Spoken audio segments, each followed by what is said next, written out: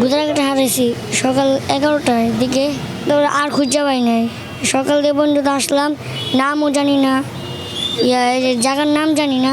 আসলাম নতুন এই জায়গায়, আসছি 15 দিন এরকম হয়েছে।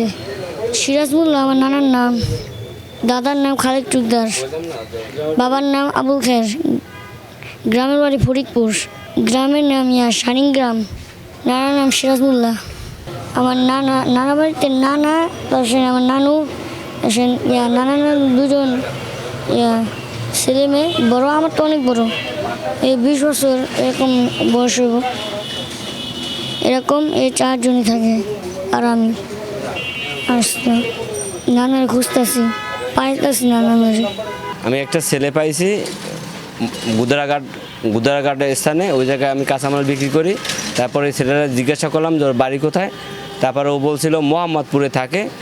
তারপরে মোহাম্মদপুরে বলছিল যে আমি তারপর জিজ্ঞাসা করছিলাম যে তুমি মোহাম্মদপুর কই থাকো। তারপর বলছিল যে কাটাসুর থাকি। তারপরে আমি ওরে এই রাত্রে আমি নিয়ে আসছি। তারপরে এই জায়গায় আসার পরে ওই এখন পর্যন্ত ঠিকানা আমার ঠিকভাবে বলতে পারতেছে না, ভুলে গেছে। এই জায়গায় আইনা সারা খুঁজতেছে, এখন পর্যন্ত পাই নাই ওরে, মানে ওর ঠিকানা